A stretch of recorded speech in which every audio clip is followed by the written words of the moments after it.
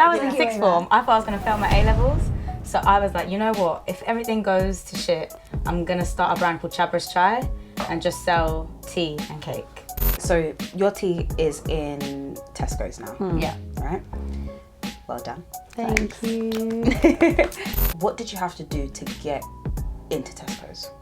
We launched the business now. I don't know, I think it would look completely different. Tea was just making me sick. And the Masala Chai tea, literally, I was like, this can go down. I couldn't imagine. I actually couldn't imagine the dramatic bit. Do you know what I mean? I don't think I'd be alive.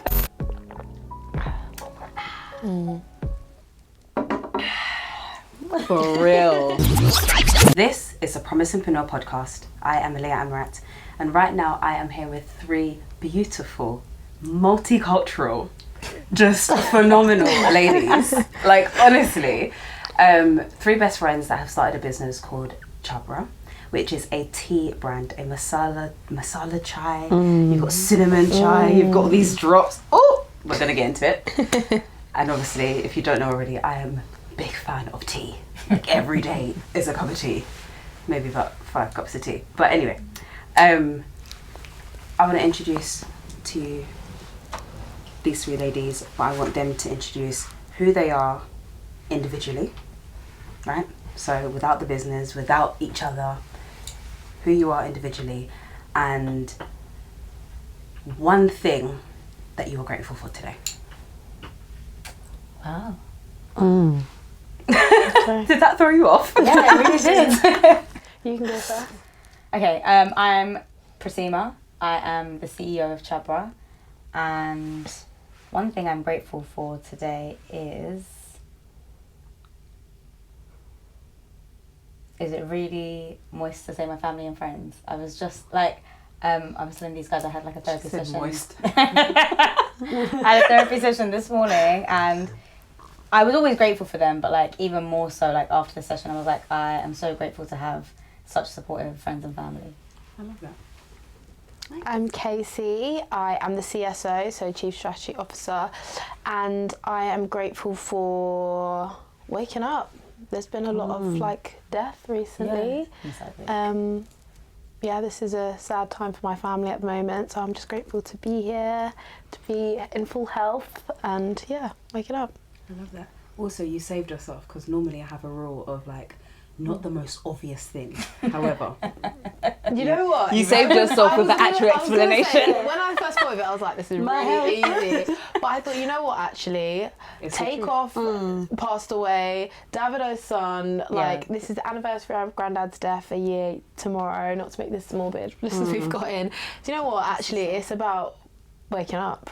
So, yeah, I did go a bit simple, sorry. No. You saved it. That's like, I appreciate that. Thank you. Hi, I'm Ruby. I'm the COO of Chhabra. One thing I'm grateful for today. You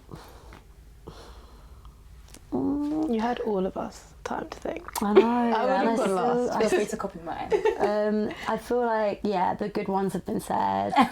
No, I'm grateful to be here today with you, doing this new experience. We spoke before about what our philosophies are, and I love experiencing new things, so thank you. Thank you. Oh, that's nice. I appreciate that. And I'll definitely say that I'm definitely grateful today to have you ladies here.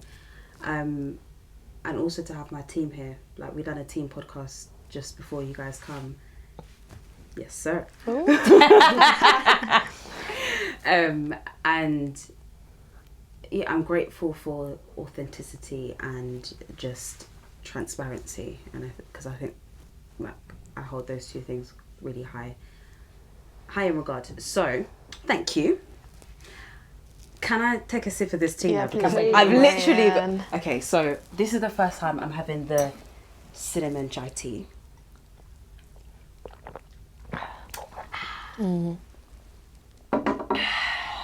For real. Refreshment. Like, this is about to get gulped down. So it's just going to stay in my hand for the moment. This is lovely. This is... That's why I got a great taste. Trust me. I actually went into... So I'll give a brief synopsis on how this even came about, because me and Pratima was both on a entrepreneurial leaders program. Yeah. Called NEF. Yeah. So Centre for Entrepreneurs. Shout out to them. She was on the previous cohort. Yeah.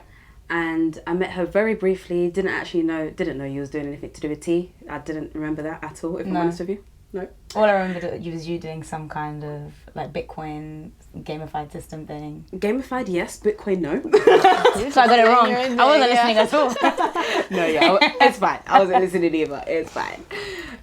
But yeah, when we met, I didn't put two and two together. But in our kind of group chat thing that we've got going on, no, LinkedIn. Oh. LinkedIn, I saw. I think it was you, Pratima, that you put up a picture to say we're finally in Tesco's. Oh. And I saw it and I was like, oh, I didn't know who you was at the time. It didn't even occur to me that I'd met you. Like, it just didn't, I wasn't. But I looked at it and I just thought, oh, like a fellow woman putting her stuff in. Do you know what I mean? I just thought, that's wicked. Yeah. I read your post and I was like, that's wicked. Liked it, left it. Kept it moving. Didn't realise that you was on the programme. Even though I messaged the group chat to say, by the way, guys. Yeah, no, Not reading the chat. She didn't. She wasn't keeping up with the group chat. No. But then, in saying that, when I saw it, I think I saw somebody from my cohort say something, and I was like, "Oh, same girl." There's a connection there." So I was like, "Okay." And then I went into the group chat, and I don't know if it was your message that you put in or somebody else put in, but it was the moment where everyone was like, "Well done, well done, well done." So anyway, that's when I realised, I was like, "Oh, shame. She's literally." That girl. She's that girl. And then that week, I think it was that week or sometime during then, I went to Tesco's and I saw it in my local Tesco's. I was like, I'm gonna buy it. That's our pool. There's loads in West. Yeah, I was like, oh, I'm gonna buy it. So I bought the Masala Chai tea. Verdict? Love it. Okay. I can't actually say what I was gonna say. I'll tell you off camera later on. But it was the one thing that pulled me through. Basically, yes. I couldn't have tea. Like, tea was just making me sick. And the Masala Chai tea, literally, I was like, this can go down. This is nice. It's refreshing. Soothing. It doesn't taste like, even when you put too much milk, it doesn't taste milky. You know, and you mess up. That is really good, because that is something that we literally have pride ourselves on and are actually killing our margins. Yeah. Making it like that. Trying to perfect. Yeah, so no, that's nice. No, and I appreciate that massively, but every single day I had one or two every single day, and the box finished rather quickly, and I was like, okay, we need another box. So yeah, that's basically what happened, and then it dawned on me that I can get you guys on the podcast because you're literally, I have your number right there, which is when I messaged you. So that was my synopsis of how this all came about. I want you guys to tell me how this came about for you. So, Pratima, you're the CEO. Yeah? Yes. Did you come up with the concept and then bring the girls on, or what? We've been friends, like, collectively for, like, basically our whole lives. So they've always been involved in any kind of ideas. In your life. In any ideas that we have. But this originally started off with us three. Well, actually, it started off with you at GCSE. Okay, sorry. Backstory. When I was in Yeah. sixth form, I thought I was going to fail my A-levels. So I was like, you know what? If everything goes to shit, I'm going to start a brand called Chhabra Chai and just sell tea and cake. This was like, anyway, obviously it all worked out. I ended up going to uni. It was fine. But She was always going to go to uni. It was a good idea. yeah. You wanted retweets. Yeah. Yeah, I tweeted it. And then in 2017, I think I was working with my dad at the time, and my dad was like, just register the name.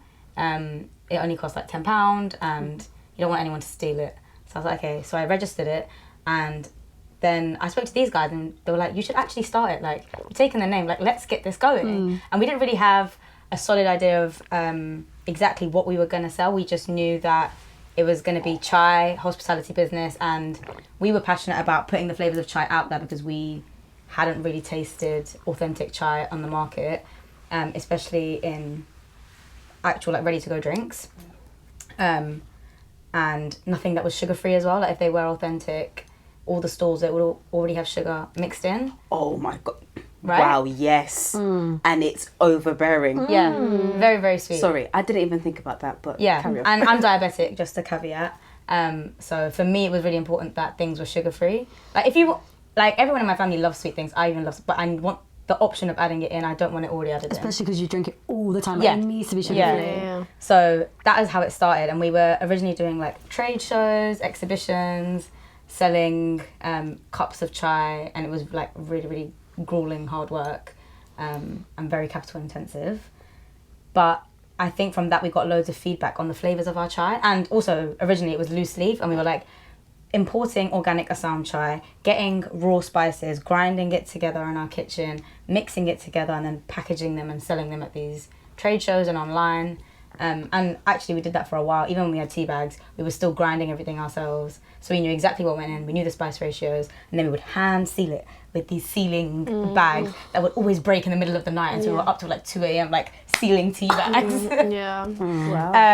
And then eventually when we've got our first big order, we were like, right, we can't slave away for weeks and weeks and weeks with tea bags, so let's find a good supplier that matches our spice ratio. We'll give them our recipe and like get this going basically. That's my version of events anyway. Wow. Okay. I love that. No, Is but- there any other version of it? No, very similar. I think the 2 years that we did the trade shows, the festivals, the market stalls, that was like, we were 22 as well at this point when we started. I think we were overly idealistic, optimistic. We thought, we'll put this out, we'll go to Glastonbury. People will love it. People love it. And then I don't think we realised at the same time, we also are trying to, we need money firstly, so we're working full time. Then we'll take like the Thursday off maybe, or the Friday off, we'll do Friday. Sunday night we'd get home, wash everything up, go to work again on Monday. We had no time to really think about where we wanted this to go, what like business strategy. It was just kind of, we just need to make money with the money that we've sold.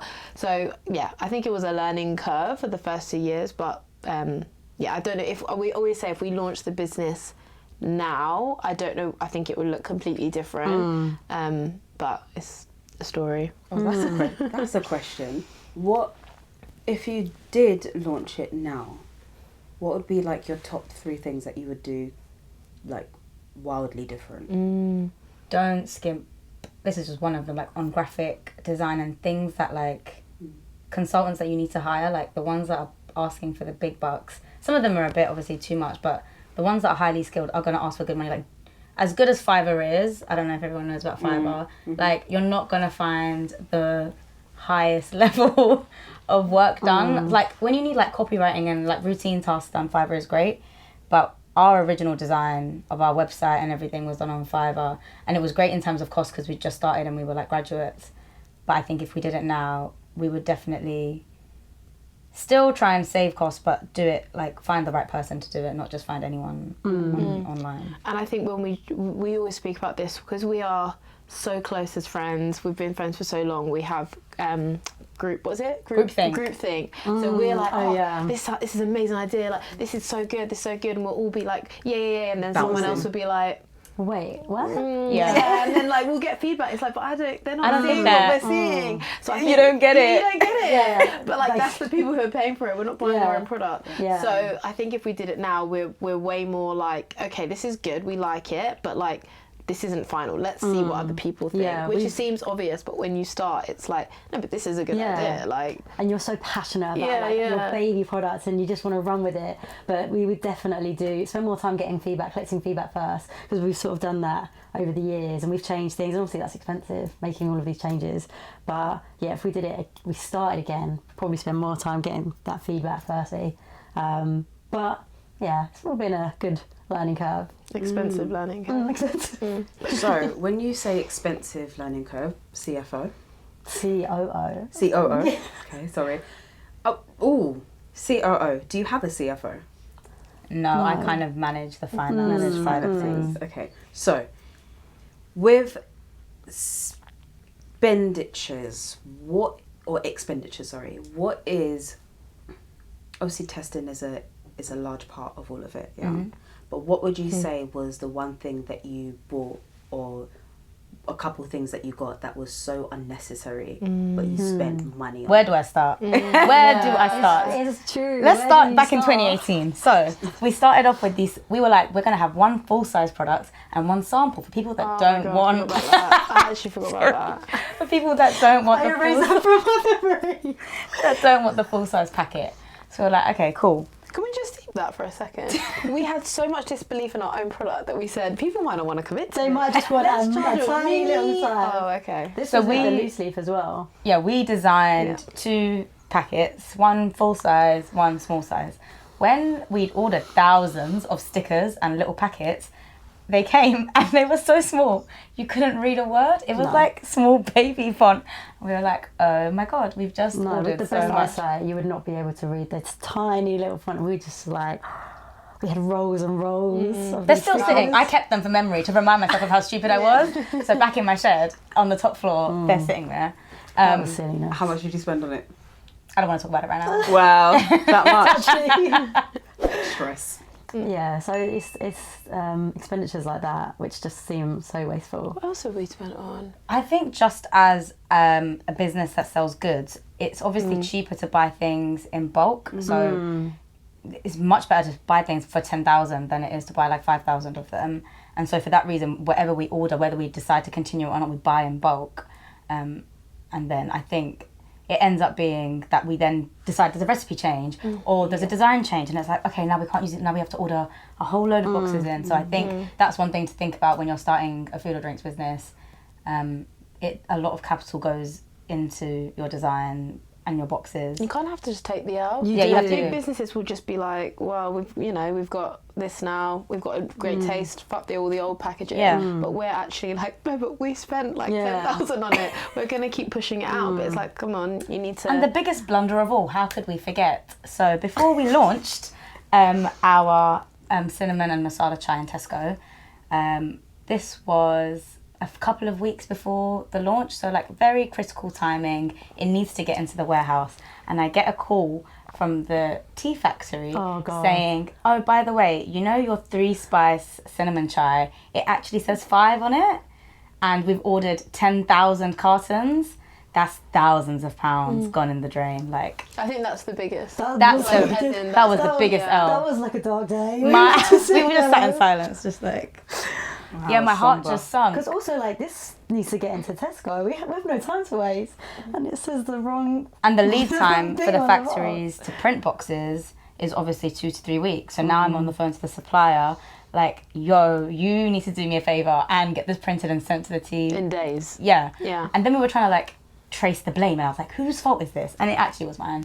It's not just, it's our own. It's our own, yeah. Like, there's I no had one. sent the approval of like, yeah, this looks good, and not like triple checked with my eyes, like this says 5. I think that's what hurts more. A lot of these mistakes we made, like even All we our did a eyes are on trade it. show and we ended up having to pay for electricity there and then, and like there's loads of things that we've done which is kind of not our own fault, but it's like if only I'd just taken one more If I'd moment, planned. yeah, it would have been fine, which just hurts more, I guess.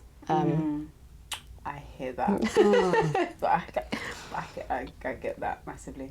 Ooh, they hurt my heart. Those L's. But I actually think paying the £600 for electricity on the day of a trade show was worse than the boxes, because that one was like £600 straight out my account, because like he said you need more electricity for your hob on the chai for the chai that you're making, and it was just like I don't need it. I've been making chai, but they had basically clocked that we needed more watts or something, and they were like, it's £600 on the dot. And at the point we were like 22, and I was like, I can't afford this right now. Yeah, I've done a couple of trade shows. Didn't necessarily have problems per se, but it costs a shitload of money. Trade shows, and like, so I done African Fashion Week London, Latitude Festival, Reading Festival, Leeds Festival. Yeah, it's fucking a lot. Like the amount of money that you spend on every aspect of that is. I think it's like, diabolical. it's kind of okay when you go in knowing, you know what, I'm just here for the marketing, visibility. Right. But we definitely went in thinking we're going to at least break even here, or like we're going to make a bit of money here. But it's like, actually no, because the other businesses are just throwing cash at this, and we're relying on it. And the amount of energy you put into it, you do feel like I deserve to make profit. Yeah, the fake smile I've put on. My face is like hurting. Yeah. We'd like go home and be like, No, I get it. All right, so what would you say? So your tea is in Tesco's now. Yeah. Right? Well done. thank you. I want to ask you practically, right? What did you have to do to get into Tesco's? So if there is a product-based business, and I'll be honest with you, I'm basically in the middle of starting a product-based business. Shh, hush, hush. But She says on the podcast. No. nobody gotta know until it's out. Yeah. But yeah, what was the process that you had to go through to get into Tesco's? I can't speak much on the process that much. I can speak more on like tips to give you for the process. Why? Because I think everyone's process is different in getting into Tesco's. I think what we thought the path was going to be, it was actually completely different. We thought like the traditional path would be one way, and it actually turned out to be another way. So I don't want to like say this is the way to do it, and actually you'll find a better path. Yeah. Okay, so then say what you thought it was Okay. to then what your path actually ended up being. Because then because like in my mind, I could say, okay, cool, that's a possibility then. So we were very, very lucky, I think. We got into Nordstrom in the US. Oh, brilliant. Which and how did they find us? Instagram. Yeah, they found us on social Instagram. media. And we posted on LinkedIn. Obviously, we were going crazy. And then a friend of the buyer saw us on LinkedIn and said, "You're looking for chai. What about this brand?" And then we spoke with the buyer, and they really seemed to like us and like our brand and believe that we could go somewhere, and we've been like latched onto them ever since. So if we know. if we take it a step back here, so you have to find a buyer. Oh, sorry. That's a Yeah. whole Like- nother process. Sorry. Right. Yeah. So Into that. when I say what's the process, I mean the bare basic Oh, okay, of the yeah. actual process. Find the buyer for your category. That in itself is going to take you. That's the hardest So bit. that's the hardest bit. Yeah. That is- Because once you have them, you can bombard them obviously, and like you've got the right email, or contacts. But finding them in itself is like It's looking for a calling. needle in a haystack. It's very, very hard. And it's not even so once you've found them, so say you've LinkedIn stalked them and you've found them, whatever, just getting their attention is just another hurdle in itself. But there are tactics with that. There's like, I mean, it's not our style, but people go visit the people. They kind of And up the personally stalk headquarters. them. Yeah. It's not something. There's a fine, there's a fine line. Yeah, they do. Like a lot of startups will tell you that they've gone to Selfridges, say, and then they've set up a little stall, and they're ringing or maybe not ringing the buyer, but they're messaging the buyer. Yeah, they're emailing. So come down, taste my. We haven't done that personally, but it is a tactic that people use. But you do. They always say, startups say that you should like be creative to get their attention. And you kind of do, because they get bombarded with people who have got the next big thing. So yeah, we were so lucky in that aspect with Tesco, because they reached out to us. But then the normal process is that you got to try and get their attention. You got to get the buyer. You got to get their attention. You have to then consistently reach out to them. Nag. And then the process in itself, from them even saying like, yeah, we'll take your product on, to actually being in stores is like another year at least. I would say. For some people, it's like 2 to 3 years, depending on the retailer. So yeah, that it's not like an overnight process. Not like you're gonna find the buyer, I'm gonna email them, they're gonna love it, and then we're gonna be in stores. Even us, when they expressed interest, we were like, "Oh my gosh, celebrating!" And then we were like, "Let's all relax." Is this a prank? Because nothing's been signed, and like nothing happened for another like just under a year. So, yeah. So what was then? What do you think you done differently to get Nordstrom and Tesco's to come to you?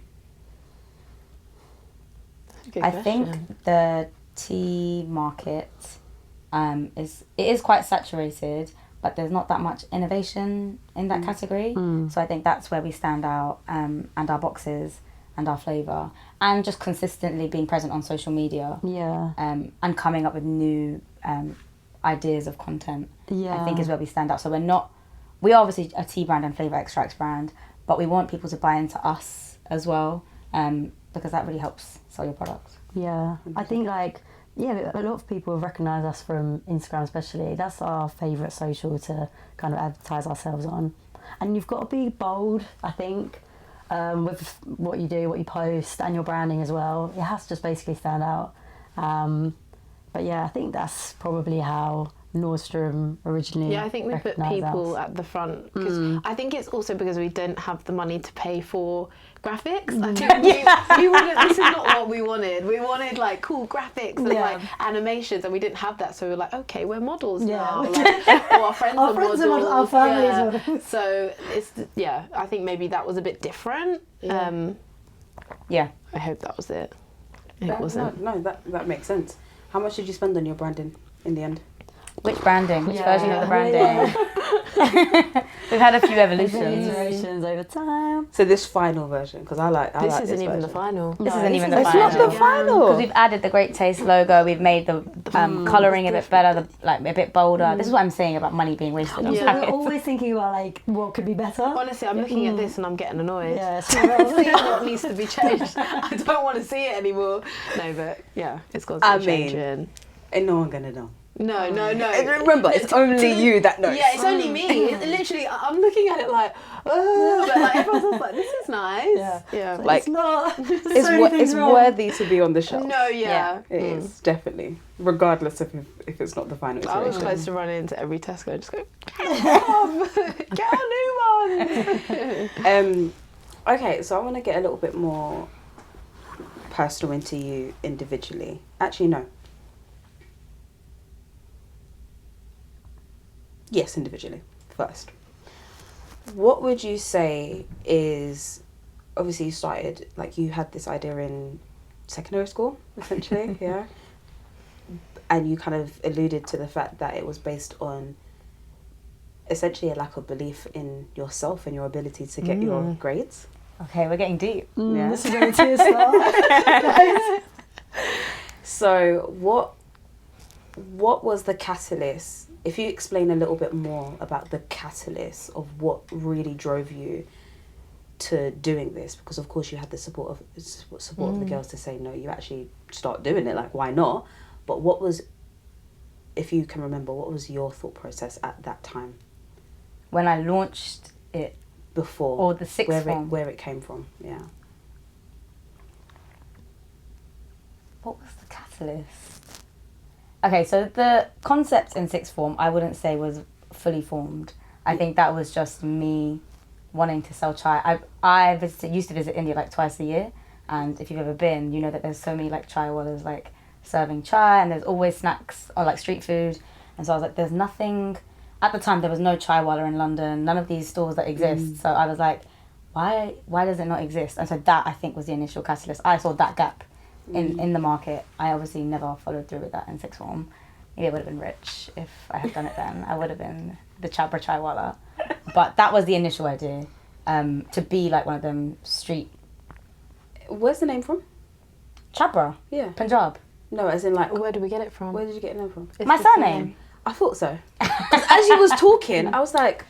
Wait a minute. This might make sense. Yeah. It might actually be a surname. Oh yeah, should have started with that. Chhabra is my surname. Okay, yeah. And the first iteration of the product was called Chhabra Chai, because we thought Chhabra's chai. Chhabra's Chai, Yeah, sorry. yeah. Then we went to Chhabra Chai, and then we went to Chhabra after speaking to a few agencies. So yeah, now we're on the final. So, why did you feel like you was going to fail your A-levels? Things were not going well for my mocks, and I passed, but I didn't actually get the grades I was meant to achieve. And I think especially with maths, I was really struggling with statistics. And also to give you a background, my dad's a businessman, my granddad's a businessman, my great-granddad's a businessman. So for me, starting a business, it wasn't like that out of the blue. It's like my whole family's doing it. So if I don't go to uni, it's fine. I can start a business. Like I can do what my dad did. So I was kind of following in his footsteps. Did you ever feel like you needed approval from your dad?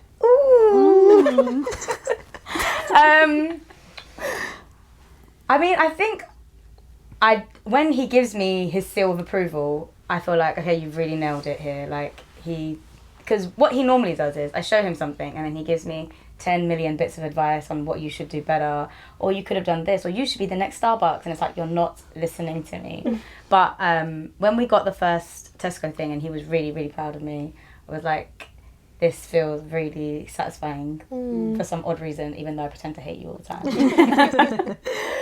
As you do. Yeah. Yeah, so I think because also he is so experienced in what he does, obviously he's not in the food and drinks business, but it's good to have his approval because it means from a financial aspect and an external aspect, something's clicking. So, yeah. Okay, I hear that. What about you? What about me? What was your catalyst as to why you thought, actually, I'm not going to do anything that I thought about? If you ever did think about anything else other than Jai? I think for me, the idea of working with my best friends and like having something with them was so appealing. Like, why would you not want to do that? Why would you want to work for someone and have them bossing you about when we've got this like project, we've got this baby and we're working together? And it's like, it's always exciting. Like, obviously friends get together and you do whatever you do, but we're always getting together and talking about the next thing, and it's just fun. That's, for me, like initially I was like, why would I not want to do it, you know? You seem like the giddy one out of the bunch. Yeah, I get too excitable sometimes. Not too excitable. It's good. Energy crew. It's not too excitable. It's good Sometimes I excitable. need to like calm down about things. But yeah, so yeah, and that's carried me through mostly. I mean, along with everything else, but in an ideal world when we're just not doing our day jobs and we're just working together in a beautiful co-working space, like, it's the dream, basically. What did you went to uni as well? All of you went to uni? Yeah. In uni, what did you study? I studied economics and management, which I only did because I didn't really know what I wanted to do, and I felt like it was broad, and I got into that one. And I did like economics at A-level. So because I didn't know what I wanted to do, I was like, that would be a good option, because then afterwards it's not like I'm doing medicine. Not that I would have got into medicine, but it's not like then you have to do extra or whatever. Yeah. So yeah, but still I wasn't like passionate about economics, you know, or management. But that, I think, says a lot at the fact that you've done a course not based on something that you really wanted to do, but based on just wanting to explore and wanting to see what kind of happens. Basically. So then I guess when the opportunity presented itself for you guys to actually work together fully and like make this a real thing, it was a lot more appealing. Duh, let's do it. How's it been for you being with your best friends, building this brand and business? It's honestly the best thing. Like, people always say that you don't want to tear off their heads. No. Sometimes I'm like, it's the best thing, seriously. Like, people, I think, maybe I'm making this up, but I'm sure I heard that if you have a co-worker, then it's better, you're bouncing ideas off each other. And when you're with your best friends, you've got that like trust pillar already. It's not like we're tiptoeing around each other. If we want to say something, we just say it. And also we bounce off each other well already. We all think in different ways, so someone's got an idea and then we're like, oh, what about that? It is the best thing. I love that. That's so cute. We were even brainstorming just before the podcast. Yeah. We were like, this is our next project. Yeah, we're brainstorming about everything all the time, and we just, it's fun. It's just fun. And I just feel like working, I am just speaking about my everyday job, but it's just dreary. There's no like colour to it. This is way more exciting, so yeah. I love that. What's your day job? I don't know if I'm allowed to say the company, but no, you don't have to say the company. What do you do? I work for a big tech company. What's your role? No, you don't have to say the company. Now I'm in resource management, so sort of like the project areas. Yeah. But yeah, dreary. Yeah, mundane. I get it. Okay, so question for you. why did you really start this? Like, why did you say yes to doing this? Aside from the fact that these two are your best friends. Because, I mean, I've got a best friend and there's no chance of me doing anything with her. So, like, no matter how much I love her and I can speak to her every single hour of the day and we can bounce it. No. So I think at the beginning it was like, I believed in what Pratt was saying. Like, I believed, like, and the first iteration of what Chhabra Chai was. So, like, we'll go to festivals and we'll sell this, and there wasn't anything like that. Now obviously there's chai wala shops everywhere, and there wasn't. And I thought, like, the whole point of it was that it was sugar-free and it was, like, something that Pratt could drink. And that was, like, she's passionate about it and I'm passionate about it with her. And, like, the way it was positioned at the time was, like, we'll just go to festivals. If it doesn't work out, and we always say, like, if it doesn't work out, it doesn't work out. Like, at least we've had, like, some fun with it. And then it wasn't until kind of like 2 years ago where we made this, and we started putting, like, real money behind agencies. It was like, actually, like, I want this for me as well. Like, it's Pratt's idea and we've founded it with her, and I like that it meant something to her, and that's why I think it means more to us now. But I wanted it for me. Like, I have ideas, my inputs then. I like that it's grown to something that I do with my best friends, but also it's mine as well. And I've seen it grow into from what it was to what it is now. So I definitely think, it started off like being something fun to do with, and Pratt can drink it and it's really fun. And now it's like, actually, I've put so much effort into it, like I'm doing it for me. Yeah. So, if not Chhabra, what would it have been? I definitely would have started something. I think I've always got an idea. I'm always thinking of ideas. It would be a service-based business. I would never start another product, I don't think. And if I would, I'd need funding up front. Like, I'd be very put off from doing it a service-based business. I would love to do something in fitness. It would be service, it would be an app. I haven't thought of it yet. I'm one good stream away from my idea. Remind me to say this to you after this filming, but there is a particular coaching no-code app that you can basically create a quick MVP of. I've seen. They are really good, fitness-based kind of coaching. Oh. Very good kind of side hustle. Just remind me to tell you what that is so you can look into it for yourself.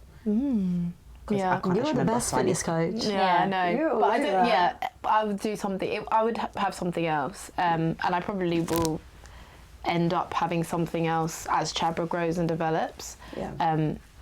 And that's just probably because I know that that's what I want to do. Like, selfishly, I like having ownership of things. And also, you're always questioning things. So when you're questioning something, it's like, what problem do you have and what can I solve? Which is basically the essence of being an entrepreneur. Yeah, I guess so. 100%. And how can I make money from it? Yeah, that too. It's a money thing. That's my question. That too.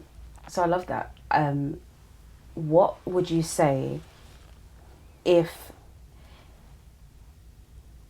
everything fails, right? God forbid, touch God every kind forbid. of wood. If everyone's touching wood. If everything fails, what would you say was the most valuable lesson that you could take away from everything that you've accomplished, everything that you've gone through? Mine is definitely just get something out there, just do it. And I think if God forbid Chhabra does fail and we do something else, or like, well, I do something else, or we do it together, we're not going to rush to we're not going to hold back to put something out there and test it. And I think this business has taught me that the speed to execution is so important. Like, if you don't capture momentum, like if people are talking about chai and you're waiting 2 years, you've already missed it. Like, if everyone knows about it, you're already too late. And that's why for us, like, expanding into new markets is really important where chai isn't as popular, because that's how you have to capitalize on the momentum before you're already late to the party, mate. So, like, for me, I think what we did well was at 22 just get something out there. And although it was like embarrassing. It was like we'd already done testing. So when we come to this, it's like I already know what people don't like. I've already felt the embarrassment when people were making comments about our chai right in front of us at the trade show. Bitch, what? Yeah. Like, or like get out and like putting it back in. Yeah, or like putting it back. Or, anyway. Our tray. Yeah. Put it in the bin. Put it in the bin. Anyway. Wait, you put your mouth on it and you're putting it back. Should go back. Or like, So rude. What am I gonna do with Yeah. your saliva? yeah. What am I doing? There was no respect. One of them was Sorry. like, "Do you sell chia seeds Does it say Hans, chia? Yeah. anywhere on this We're store?" at a tea festival. Yeah. Yeah. So I think that's one thing I've learned is like whether we do something else or whatever I do in life, I'm just not going to waste time to get things out there. Just do it. Just get on with it. What about you two? I think a massive lesson has been the importance of feedback and taking feedback. Like we said, we've got that group think. So like obviously we are blinded. Like it's almost like rose-tinted goggles, but once you speak to other people about it and really get their opinions, and sometimes it's hard to hear because it's not what you want and it's not what you think about it, but it's really important to make sure that you're perfecting it for that target market that you're trying to aim at. So yeah, definitely feedback with whatever you do as well, because someone might spot something that you didn't spot. I'm trying to think.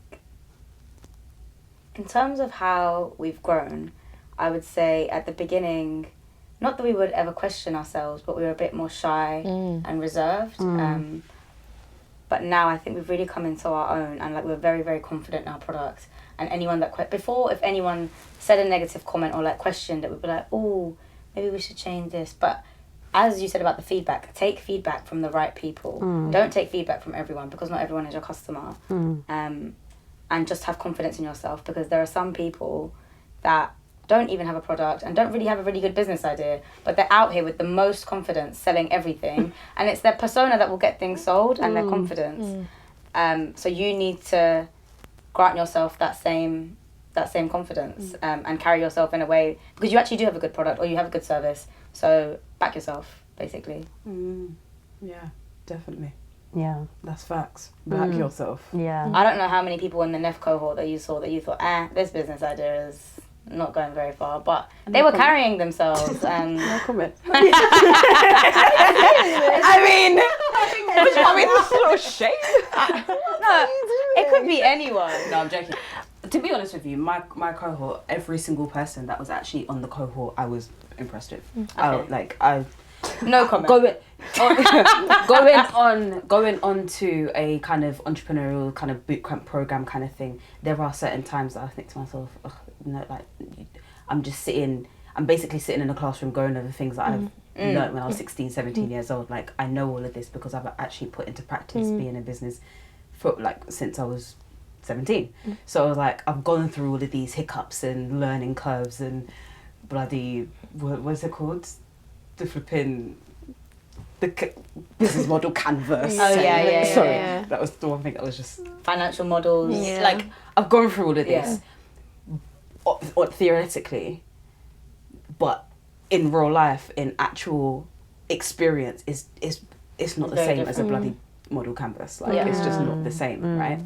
So yeah, there is a lot of times that I go onto these courses or networking sessions, and I'm like, you guys are really at the beginning. Like, you have no clue. But that's the issue, right? You spent, obviously the NEF program was really amazing, like not shading that at all, but sometimes people focus on these like business model, this, and it's like you've actually spent 2 years creating a PowerPoint, like just make the thing or just sell the service, and then that will come. 100%. And like what you said was crucial, because the speed to execution, as you rightly said, is the be-all and end-all of your business failing. Like, if you don't capitalise on the momentum right there and then, you're done. Because otherwise you're just a person with a business sitting in your bedroom. Yeah. Like, and it will forever be that. Yeah.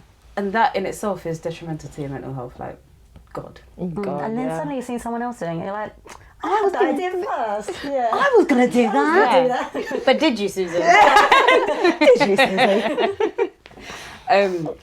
So, on the topic of mental health, what have you guys ever had to go through anything that this is just fucked you up mentally, and you're just like, oh.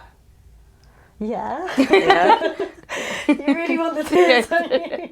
I mean, no. we've I all just been want. through I things. just want the realness of what. I mean, I'm saying this off camera, but if somebody isn't aware of what potentially could happen, it may not happen to you. Yeah. Right. However, listening to other, which is one of the reasons why this podcast is a thing for me, right? Listening to other people's journeys and stories, somebody somewhere will be able to relate to it and find comfort in what you've said. Yeah. Right. Which is why I talk about these kinds of things, or I talk about family, or I talk about like things that potentially could move you in, you know. Because I think it's really important. It's like if you hear somebody's story and it somewhat resonates with you, or you can relate with it, or even if you can't relate with it, when something like that may happen to you in the future, right? It's like, oh, actually, I remember that somebody else went through that. And even though they might not remember your name, they might not remember who you was or your exact story, but they remember that you was okay in the end. Yeah. Right? And that's really important for me to get across in this podcast. That's why I ask these kinds of questions. Yeah. And I don't script any of it because it changes things. Yeah. Do you know what I mean? So yeah, so be as open as you want to. You don't have to go into it, but... Okay, maybe I won't go into it too much because I actually am just generally an emotional person, so I might cry. But I feel like after uni, up until uni, I was just happy-go-lucky, never thinking about any of these things. And then like... If you're enjoying this podcast so far, this is only going to annoy you if you're a hater. Click subscribe, click follow, and drop a quick comment. And if you've done all of those already, then send me a 5-star review, because honestly, it's the only way we survive on the internet. Thank you. A series of unfortunate events happened, and I was like, whoa, these things are happening to me. Yeah. It started with my mum and dad splitting up, which... that's a whole thing in itself. Then not too long after that, my grandpa died, and he was like a second father to me. Then my dad had a heart attack and had to go for a quadruple bypass, and all these things were happening. And like I realised that all I do is I compartmentalise how I'm feeling about them. Like these guys will know my emotions, and I'm like, I'm getting mad or sad or whatever, but mostly I'm like just compartmentalising it, and then it will come out in random other ways. And I was saying to them the other day, like, I should... Now I'm fine, like I do feel fine, but sometimes I think about these things and I do feel sad, and I feel like I never really properly addressed the emotions at the time. But yeah, you should get therapy to almost like proactively preempt that you're going to have some sort of traumatic experience. Like that therapy will be able to hopefully help you get through that. But yeah, definitely I've realised that's how I deal with things, which is not very healthy, and then it comes out in other ways. 100%. And you're crying like mad about something, and you're like, why am I crying about this? Oh, actually, I'm not upset about this at all. I'm upset about that. I didn't deal with it. Yeah. But do you know, it's crazy that you said that. Was it last week or the week before? We had an episode with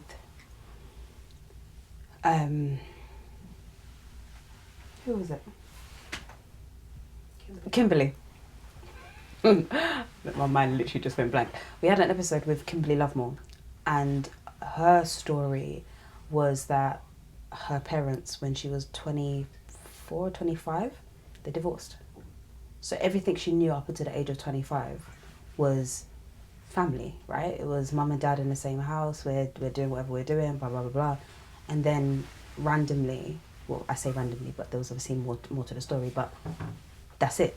Then like what she knew for 25 years of her life completely shattered, and it completely shook her. And at 25 years old, like you think that you're like a grown, mature adult, like you've got things together, you're working, right.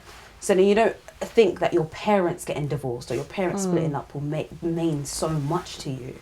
But when she was kind of speaking it dawned on me that it makes such a difference when you only know one thing, and that one thing gets changed, and that one thing being as drastic as your parents, right? Yeah. The people that brought you up, it can really it can fuck you up. And for her, it took her a good few years. Like up until now, she's still in the process of finding herself, and she's just turned 30, I think. and she's like rebuilding herself from that. And the maddest I part, get that. I feel like that's what happened to me. I was like, oh, you never actually went through any of these kind of things before, and now you're learning how to deal with it, kind of build resilience almost. But I feel like I get that. I think I couldn't 100% relate because I didn't have parents that were together in the first place, so I didn't see the kind of breakup. But I can definitely see how that could be a massive catalyst in life, kind of thing. So from the series of unfortunate events, in those moments, how was you feeling? Just like all the different situations that happened, like completely different sorts of emotions. When my grandpa died, that was the first big loss for me, because my dad's dad, he had passed away a while ago, but my dad's Argentinian, so they were in Argentina, so I didn't really know them that well. But when my grandpa died, that was... you felt drunk? Like, I felt like I was drunk. Like, I didn't know what was going on. I had no control of, like, myself, my emotions. It was the weirdest thing ever. I don't know if, like, you experienced someone, like, really close to you dying, but it was really weird. And then it feels like you're in this weird sort of whirlwind bubble, and I'm just trying to be like, because I'm trying to be positive all the time anyway, but you're trying to put this face on, and inside just like everything's melting. Like, I can't explain it. It was the weirdest thing. But that kind of emotion was definitely separate to the other situations that went on. But yeah, they were really like difficult times. Each of them were like separate sort of things. I don't want to get in it too much because I can literally like just talk and talk. But yeah, that one with the grief, because I'd never experienced that before. And I feel like people might relate to that if they've not had someone that dies. Like, just know it's going to hit you, and it's going to hit everyone in your family in like different ways. So then you have to deal with like, how do I interact with my mum now? Because this is her dad. This is something different for her, and it's just a really weird space to navigate. But yeah, you get through it with your good friends and your family like supporting you all the time. But it's a very weird time, I think. I don't think anything can prepare you for that. Yeah, I don't think so. I haven't experienced it. Thank you for sharing it, by the way, because I haven't experienced it, and I don't even want to think about the few people, the few people in my life that I hold like really dear to my heart. I couldn't even fathom them leaving. However, I know it's a part of life, right? And it has to happen. You don't want to think about it. Though. But anytime anyone mentions it, I'm like, I'm gonna go first though, so it's fine. Yeah. Wow, that's yeah. Honestly, I like think about it too much, but it's just. But it's life, though, isn't it? It's life. Like, you still have to navigate through working and paying your bills and building a business and serving your customers and like getting all of this stuff still out there when you're having to deal with these traumatic real life events. And like, I know somebody right now that's in the midst of going through someone passing, and there's a part of me that's just like, I don't even know what to say. I don't know what to say. I don't know how to support you. What do you do? Do you know what I mean? Like, and everyone deals with it differently. Some people want you to ask them about that person that passed away. Some people want you to distract completely. So it's such a minefield to navigate. Absolutely, yeah. Thank you for that.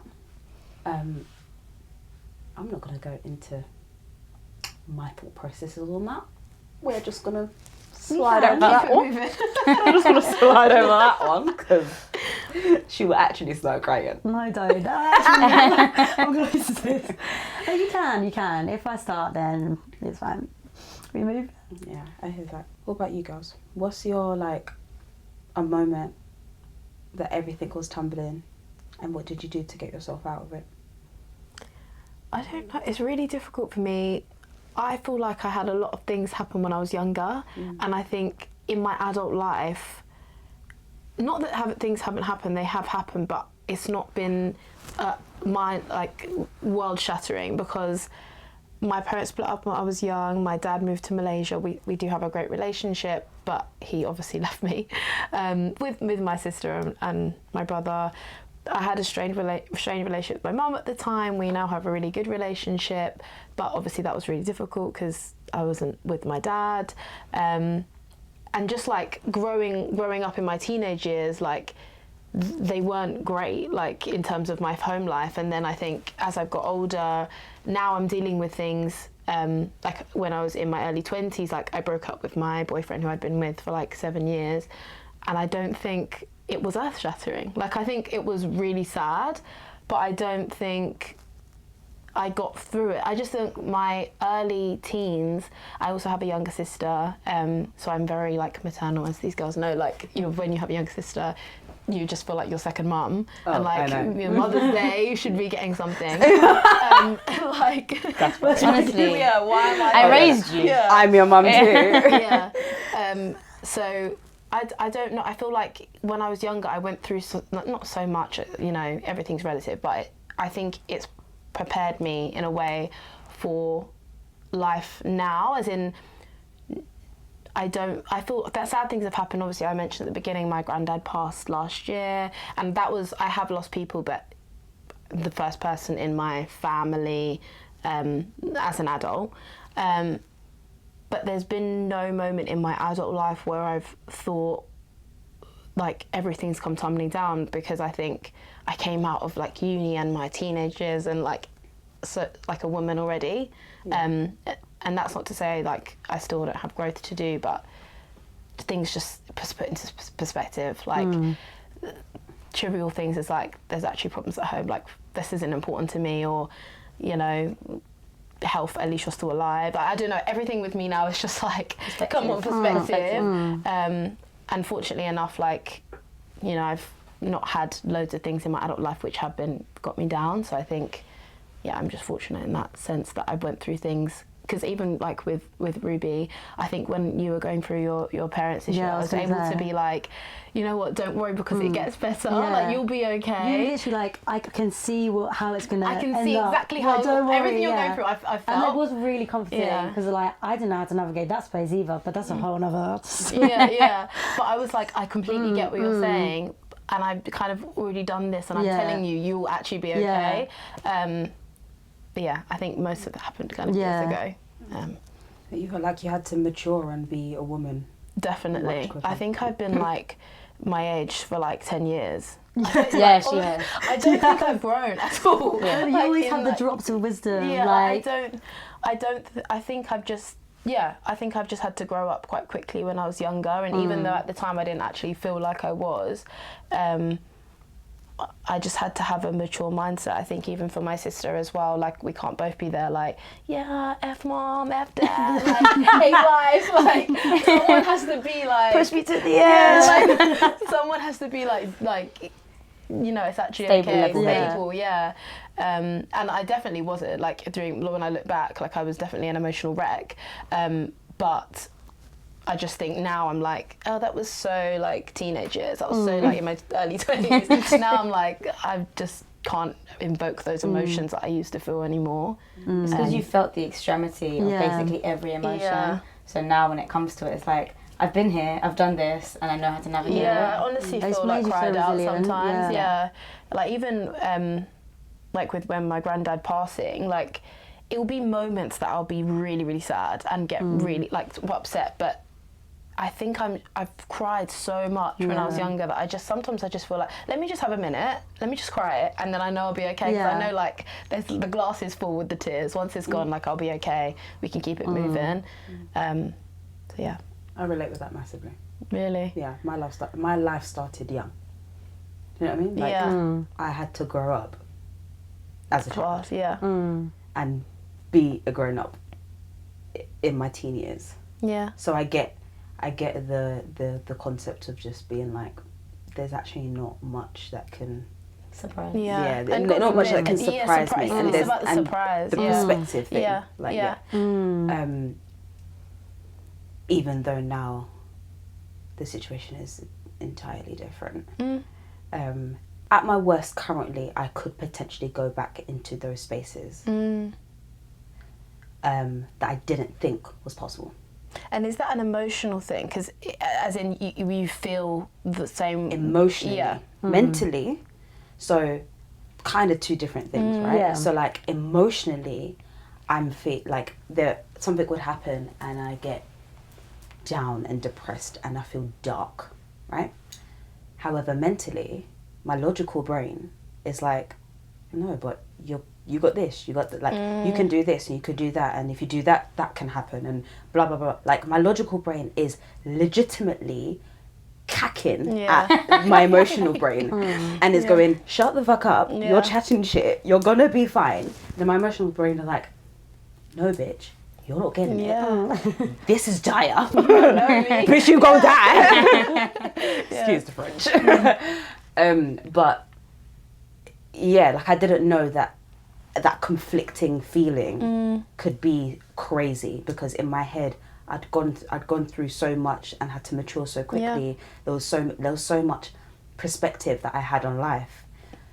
So one thing I would definitely say to you is there can be a time that your emotions and all of the things you've learned from childhood will fight against each other. Yeah, and I think as well it materialises in situations where people are not there yet. So like there'll be people in my life who are not where I am, and like I always say to my little sister, like you'll be okay, like you'll feel like me, and she's always like, but why are you not like reacting to this? And it's like, I've reacted, I've had like my time of emotion and being erratic and shouting and doing a lot. Like now I just don't want to speak about it.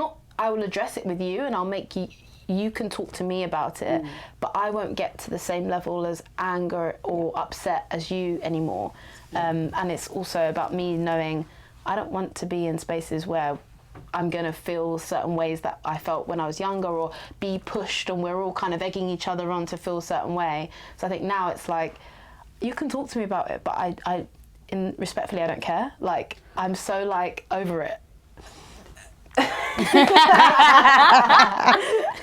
So I'm looking at Felicia because we done an episode, and it was an episode where she was kind of speaking to me about like my life and stuff, and I've said something along the lines of, you're going through depression, so what?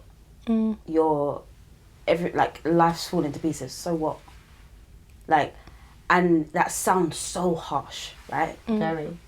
Like anxiety and depression and all these things are real things, and I'm not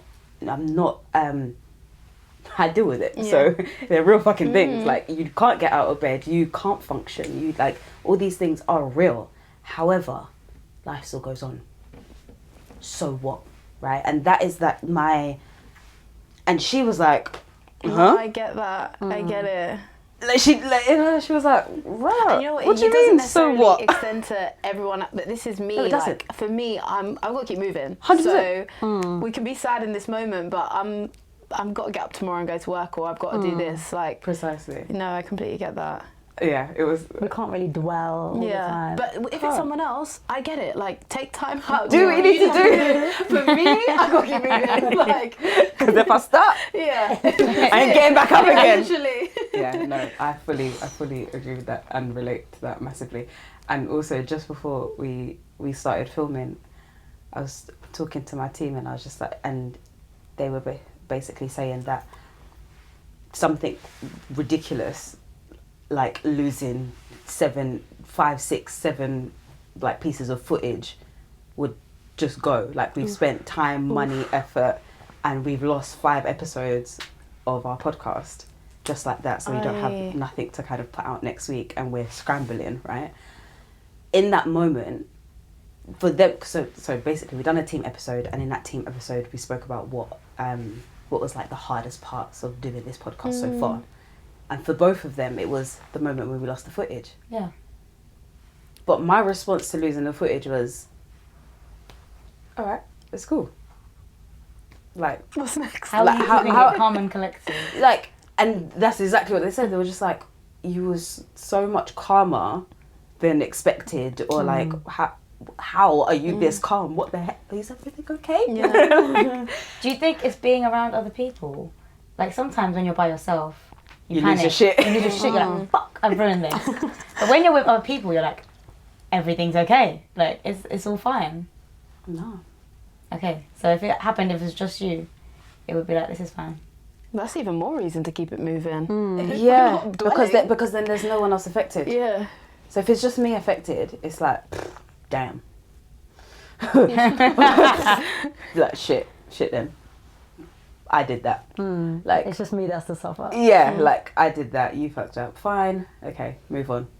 Do what you need to do. Yeah. Or my brain will just go ticking. Okay, it's like I'll just forget that even happened, and I'll just have to carry on doing the next step, because if I don't do the next step, then the final product isn't happening, right? So it's like tough And if shit. there's nothing you can do about it, then there's really no point stressing. And that's it, right? When there's something happens and there's nothing you can actually do about it in that moment in time, there's no point.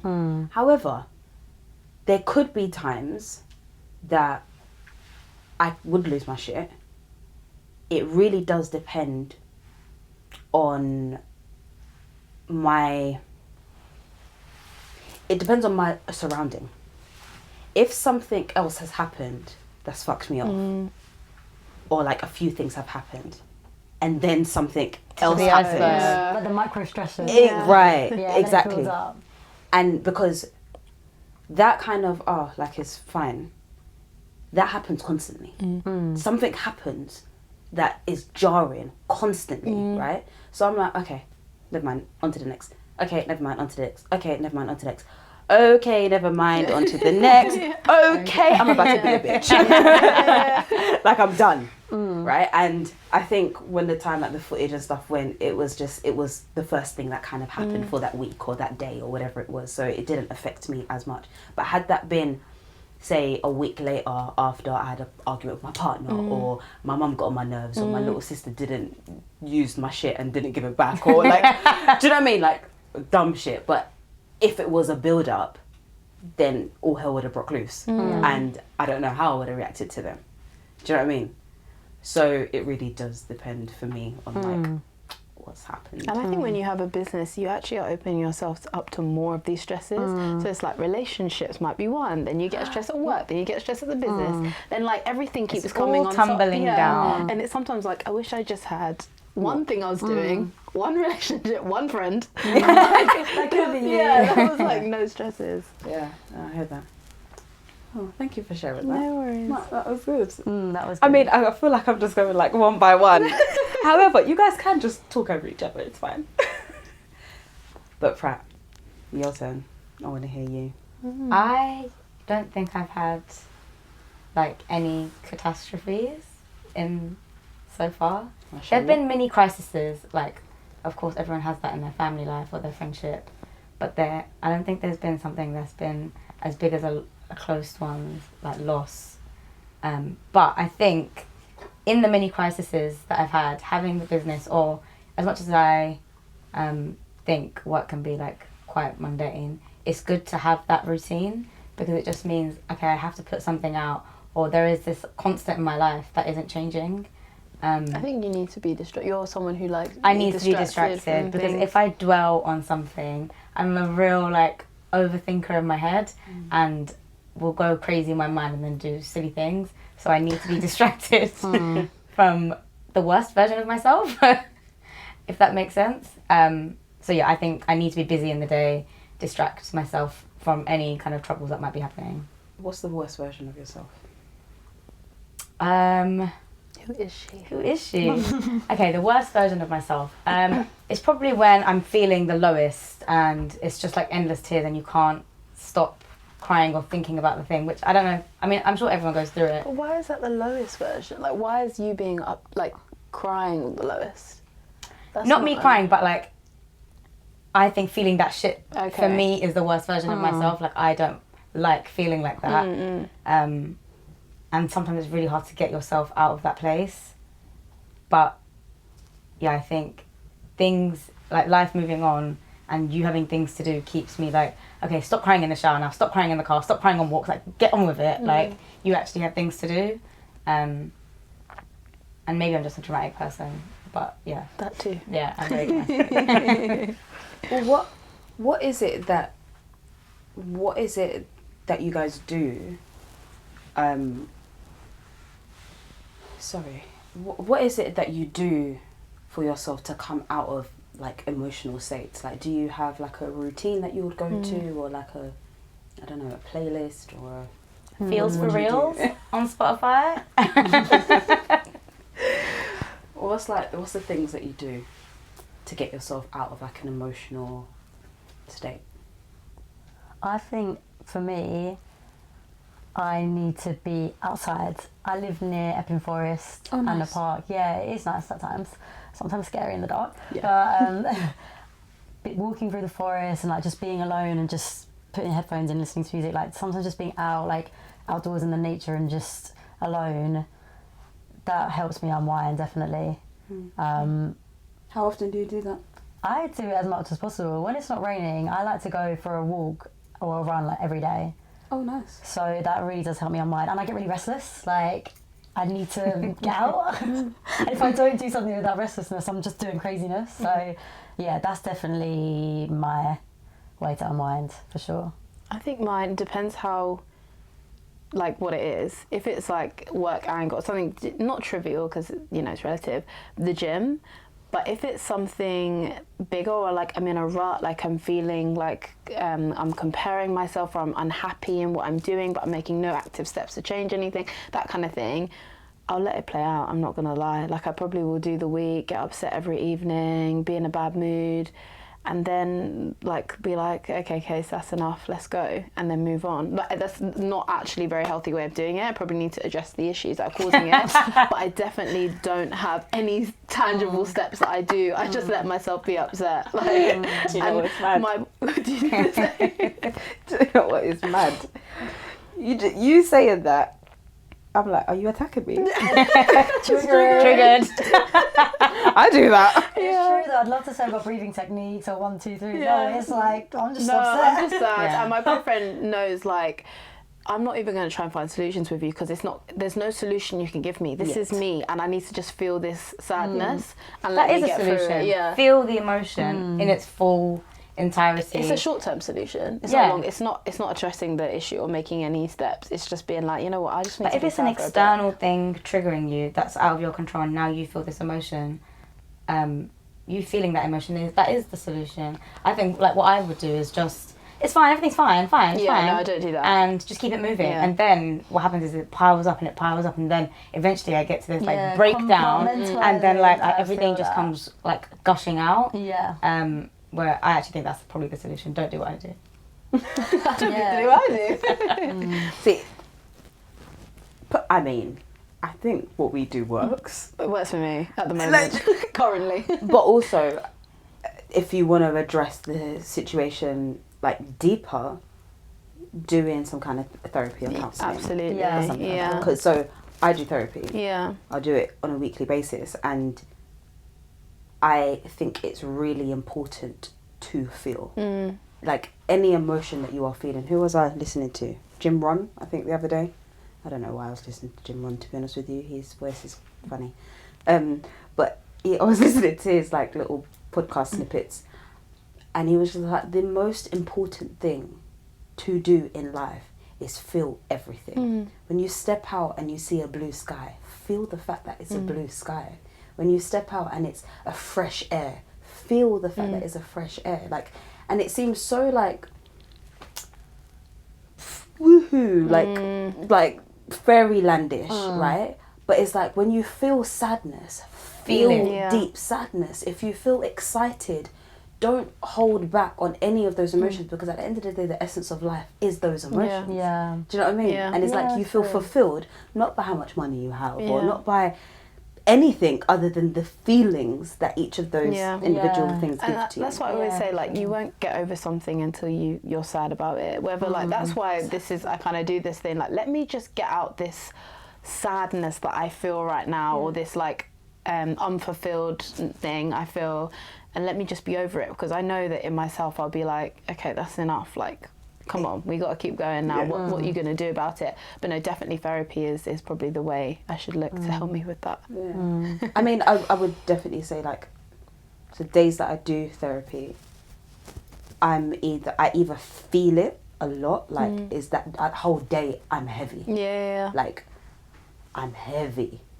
Like, yesterday was one of those days, and Dee came over to do one of our like editing episodes and have dinner and stuff, and I didn't feel like I was myself. Yeah. It's because you're reflecting on all the emotions you've discussed, right. And now you're thinking, like, she said this, and so, like, what does that mean for me, and how do I navigate that? And yeah. And my therapy is relationship based.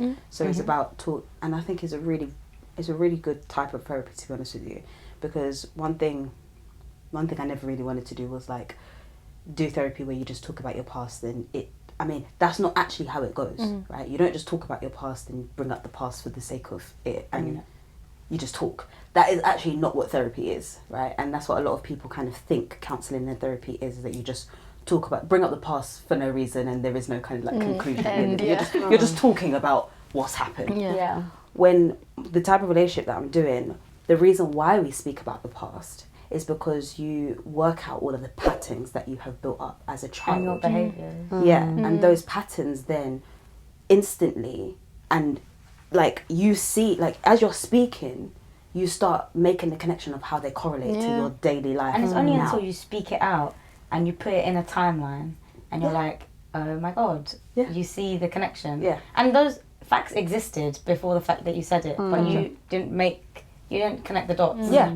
And even if you did connect the dots, so, like, for me, I self-therapize, right? I really like to... Me too.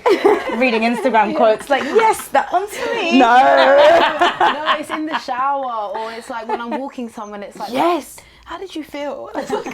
Or when I'm driving, I will be in complete And silence. how did I get home? I don't know, because I've been thinking. Exactly. Like, I don't remember driving. Honestly, but it I don't know what it is, right? I get into this mode of finding all these connections by myself, right? But then I would question those connections. I'm like, okay, that connection between my childhood, or, like, my dad leaving and it being abandonment, but then, like, when my partner now, me and my partner have an argument, and if he leaves the room, Feels like how much that triggers me, but he's only just left the room, he ain't gone nowhere, like, but why does that trigger me? And then instantly I'm like, okay, well, the abandonment feeling and the feeling of a man leaving, my partner leaving, is like that kind of thing, right? Do you think So you've I got make that from therapy though, or, like, you've always been like no, that? that's what I'm saying. I made that connection alone. But you Right? need the But as in, external do- qualified opinion sometimes to That. validate how you're feeling. Like, this is how I'm Is feeling. that the X, right Y. connection that I've Yeah, made, or yeah. am I just chatting shit to myself? Oh, right, okay. So, like, I literally made that connection, that solid connection. I'm like, okay, yeah, That's because what my it dad means. left. Yeah. Like, this is why I get really triggered when you leave. And, like, me and my Dr. partner, Aahliyah Amerat. me and my partner will have big long conversations, like, reflecting on our little tic tacs, right? And, like, we love to have those long conversations. Yeah. It's a joke. And we'll be like, yeah, because of the trauma here, and then this and then that, and then da-da-da-da-da. And then, like, the day after, I'll be like, did that even make sense though? But it did. But I doubt it, because I'm not a therapist. Yeah. I'm not clinically, I'm not a clinical They psychologist. don't even and say anything this and that. groundbreaking. They just validate, I think, how you're feeling. Nothing they've said is like, so actually the brain does this and this chemical releases this. There's nothing scientific comes out of it. It's more just, you've validated how I'm feeling, and you've questioned what I was questioning the entire time. Yeah. And I think that makes the world a difference. Yeah. Yeah. And that's why I'm a massive advocate of therapy. Like, that relationship therapy that I'm doing, it makes a huge difference, because even though it might be heavy because I'm speaking about stuff that I've forgotten about in my childhood, I realised then, so then my week is now a more of a reflective week, because anything I do now, I'm like, oh, actually, I now understand why I've done X, Y, and Z, or I understand where that could have come from. So now, as I, like, have conversations with my team or with friends or my partner or whatever, I can then say to them, do you know what, it might be because I've done this and this when I was younger, or I didn't heal from X, Y, and Z. and then the conversation just becomes so much more deeper and understanding rather than kind of surface level and you know, do you know what I mean? Do you feel like a more elevated version of yourself? Yeah, massively, and validated. Yeah. Because I think especially as entrepreneurs, we are lonely creatures. I mean, you guys are, honestly, you are blessed. No, honestly, to say the I least. would have given up a long time. I'm a giver-upper. Like, I would have given She up said a I'm a long giver-upper. time. I Yeah. don't think you would have. No, I'm a giver-upper. Like, Don't say that. Don't. Not anymore. Not an I am. You are not. I was yeah. a There we giver-upper. go. Just like in my child, I just give up at everything. If I don't like it, or if something like tells me you shouldn't be doing this, I give up. I'm not doing it.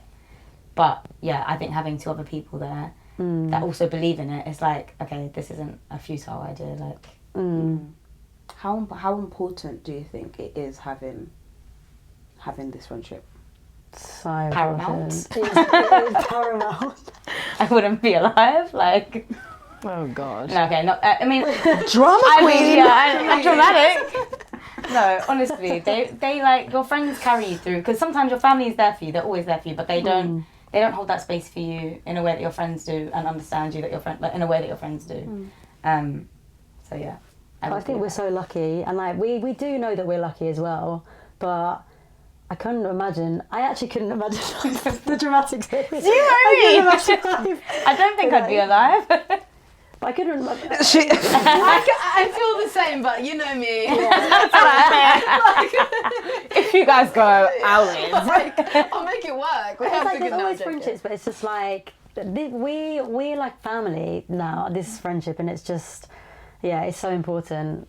Honestly, they carry you through everything you're going through, and then they have to feel it too. Yeah. I heard that. So you're the giddy one. I got that. You're the serious one. Yeah. I got that.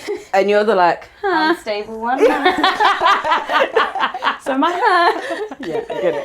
Okay, I get it. What would you say is the next steps for all of you individually and with Chhabra?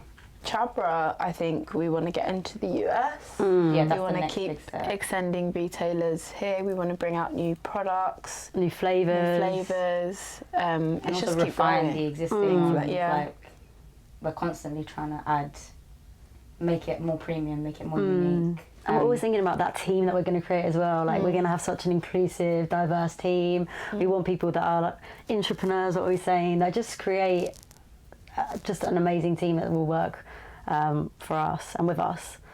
So that's like in the future, but that's something that we're definitely thinking about a lot. I mean, I love the fact that you actually are so diverse. As 3 founders, you are so diverse. I'm like, I love this. And you're all females. Power to the women. Yeah. Okay, so we're gonna push for more flavors, push for refining everything. We're pushing for the US. That's a big one. Oh yeah. Yeah. That's a very like untapped market for us. Other than Nordstrom and online sales. They need like, more. They need more They try. need more try. And there's so many of them, so Yeah. It's quantity. It's quantity. Yeah. yeah. What is it that you have to do to get there? There's a lot of regulation and laws that surround each state law, so it's just Of navigating course. that, and shipping expenses. Yeah. It's very expensive to ship. Finding at a the new moment. manufacturer. So we need to find a potentially. manufacturer that's obviously based closer to the States rather than based here, and you'll be shipping it to them. Yeah. So those are kind of hurdles we have to get through, but they're all doable. Yeah. This is a question that I've asked somebody in the past. For you all to get to the next step, to the next stage of your business, right? So do you all work full time at the moment as well, right? So you all work full time. So your next step essentially is for all of you to go full time in Chhabra. Yes. To do what we have in our heads, the vision, it's going to need like Your time. our Yeah. time. Your time Yeah. commitment, right? So for you to get to the next step in Chhabra, who do you individually have to become? What do you have to do for yourself? What is it that you have to learn for yourself to get to the next step for Chhabra to be full time in your lives and in the US, on every shelf in Selfridges, Waitrose, everywhere? in the UK? Who do you individually have to become? Like, what have you identified in yourself that you have to? So personality traits rather than business things. It could be either. Could be both. I know I need to hone in on what I've identified that I'm good at. So at the moment, I work in finance. I'm a client manager, and I think the skills I'm picking up from like project management, client management, is what like we need here. And I think I still have a lot to do there. Also, strategy wise, I have skills that I need to keep honing before I can say, I've got it, I know what I need to do. And obviously that will continue to develop, but I still feel that I've got so much to learn. I think we started as just doing everything and picking up whatever, that I haven't put any education into Chhabra. It's been learning on the job, which is fine, but I still need to learn. Like, I just need to feel like, okay, I know how to think creatively and think strategically, and there's no amount of my studies which are going to help me think this way. Yeah. That's interesting. Yes. I feel like that definitely I relate to that, like learning more. There's endless amounts of things you can learn, but also just, to be honest, I just need to take the plunge and be ready to leave what I know as the boring mundane, and like obviously it's what I want and it's exciting, but it's also really scary because it's like kind of the unknown. But I need to take the plunge, and then I'm much better as like learning as I'm doing, and I feel like having that time away from the everyday job to learn and understand more about our industry, our market, and where we want to be. Need to learn more and take the plunge, basically. If that makes sense. Take the plunge. Why haven't you already? I think that probably because maybe I feel we're not ready yet. We're not in a state where I can, if I leave, well, we are. I don't know. If I was to leave, we got bills to pay. Yeah, basically. Will I be able to afford my life? Yeah. And I feel like we're not ready in the sense that no, I wouldn't be able to. I think we're ready. I think just because there's three of us, we're able to manage it effectively. But we all have full-time jobs and we have spare time as well. If it was just one of me or Katie running it, and we had a full-time, it would be completely impossible. There's no way.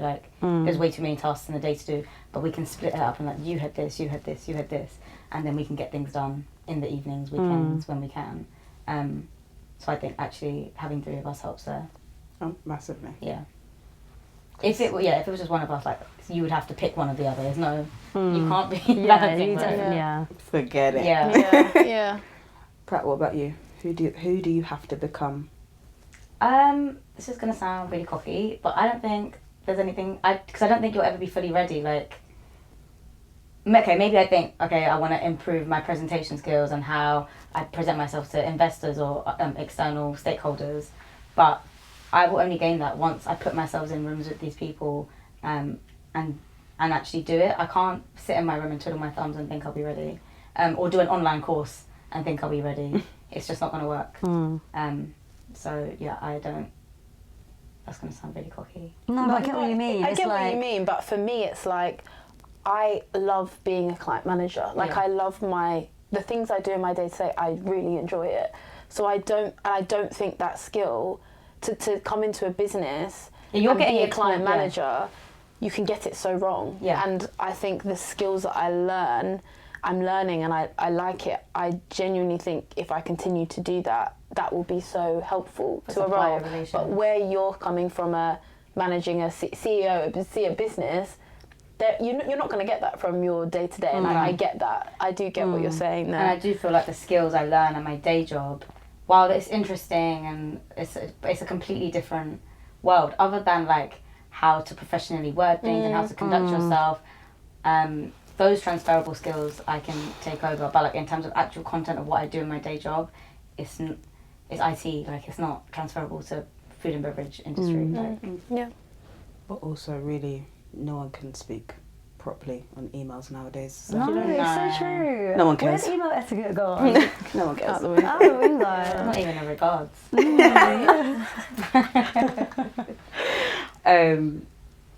A massive thank you for for coming down and just speaking your truth. I really enjoyed this conversation. I think you guys gave some nuggets, which I'm ready to chop up into a little compilation. But no, I'm really proud of you, ladies. Like I'm inspired by the fact that you have all been able to stay friends during this process, because if I'm honest with you, building a business to get with anybody, whether you're friends or you're not friends, it's a task and a half, right? So the fact that you guys have been able to stick together through the ups and the downs and whatever's been happening in your personal lives as well, I really commend massively. And yeah, I am really excited about seeing what other flavours you got going on, because these chais have been doing me justice. I will be honest. Now you got 4 more. Bye, guys. Thanks. But yeah, no. What I've received from this is that a lot of people that are fearful of starting a business with friends shouldn't be, because depends on your friends. Yeah. Sorry, let me caveat that. Of course. But I'm personally probably saying that for myself, right? Because I've currently got a product that I'm working on, and thought about bringing in my friends because they're more than capable of doing it, and they're more than capable of like doing it with me, basically. So then I'm able to kind of like share the workload. But then there was a part of me that was like, is it gonna work? Okay. But I'm seeing you three together and having this conversation together. I'm like, oh, actually, no. I can see the person that's giddy in my friendship group. I can see the person that's serious and the CEO. Like, I'm like you, and I'm also like you. But then I'm like, do you know what I mean? Like, I can see the way it could work for myself, like how I relate to it. So I'm probably going to put it out there to them. There'll always be hiccups, of course, but exactly disagreements. But you work through those. And you have to be open and honest, but I feel like you've got that covered. Maybe a bit too much. They'll probably hate me after it. No, I am. So that's one thing I've definitely taken from this conversation. But also another thing is, it's right. The little gems that you've given regarding actually creating a product and putting it out there and the potential pitfalls. I'm like, I was always thinking along the lines, but now I'm kind of solidified in quite a few decisions I was making before. So this has been really helpful for me. Whether it was helpful for you, I don't know, but it helped me. So a massive thank you, and I hope you was able to get your point across and show your personalities, which I think you did beautifully. Thanks for having us. Yeah, thank you. You're welcome. Remotely interested. Thank you for listening. You already know, listen and watching. You already know what to do. Make sure you like, subscribe, share to your friends, all of the good stuff. And go to Tesco's and get the tea, because trust me, I recommend it. Thank you. You was just listening to the Promisingpreneur podcast. I am Aahliyah Amerat, and thank you so much for listening all the way through. Don't forget to click subscribe and share to at least one person, because that's the only thing that's going to fuel us to carry on.